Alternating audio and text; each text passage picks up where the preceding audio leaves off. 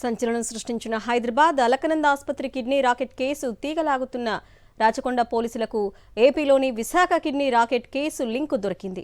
2023లో విశాఖపట్నంలో వెలుగు చూసిన కిడ్నీ మార్పిడి కేసులో నిందితులే హైదరాబాద్లోని అలకనంద ఆసుపత్రి కిడ్నీ రాకెట్ను నడిపించారన్న వాస్తవాలు వెలుగులోకొచ్చాయి. సంచలనం సృష్టించిన హైదరాబాద్ అలకనంద ఆసుపత్రి కిడ్నీ రాకెట్ కేసు తీగలాగుతున్న రాచకొండ పోలీసులకు ఏపీలోని Visakha kidney rocket case link దొరికింది. 2023లో విశాఖపట్నంలో వెలుగు చూసిన కిడ్నీ మార్పిడి కేసులో నిందితులు కొందరు రూటు మార్చి హైదరాబాద్ కేంద్రంగా దందా చేస్తున్నట్టు తేలింది. అలకనంద ఆసుపత్రి కేసులో వైద్యుడు పెరుమాళ్ల రాజశేఖర్ అరెస్టుతో ఇది నిర్ధారణ అయింది. గతంలో విశాఖ కిడ్నీ రాకెట్ కేసులోనూ రాజశేఖర్ అరెస్ట్ అయి జైలుకెళ్లినట్టు పోలీసులు తేల్చారు.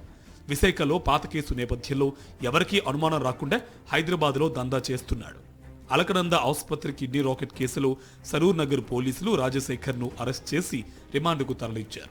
నెల్లూరు జిల్లా మిలిటరీ కాలనీకి చెందిన రాజశేఖర్ ప్రస్తుతం చెన్నైలోని సవితా మెడికల్ కళాశాలలో వైద్యుడిగా కొనసాగుతున్నారు.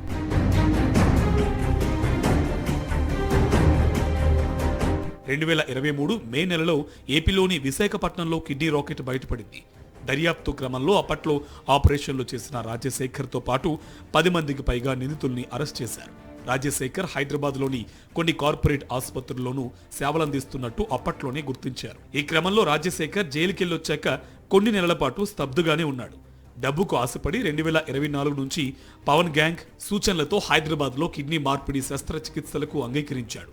హైదరాబాద్లో చేసే ఒక్కో ఆపరేషన్కు గరిష్టంగా 5 లక్షల రూపాయలు తీసుకున్నట్లు పోలీసులు ప్రాథమికంగా గుర్తించారు.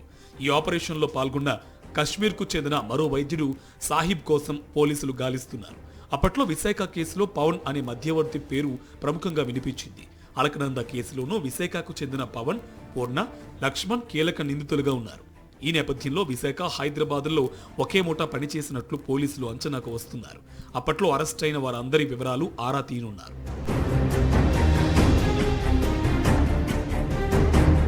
తాజా దందాలో కిడ్నీ దాతలు, గ్రహీతలు, వైద్యులు, పారామెడికల్ సిబ్బంది, ఆసుపత్రిని నిర్ణయించడం అంతా పవన్ గ్యాంగ్ చూసుకుంటుంది.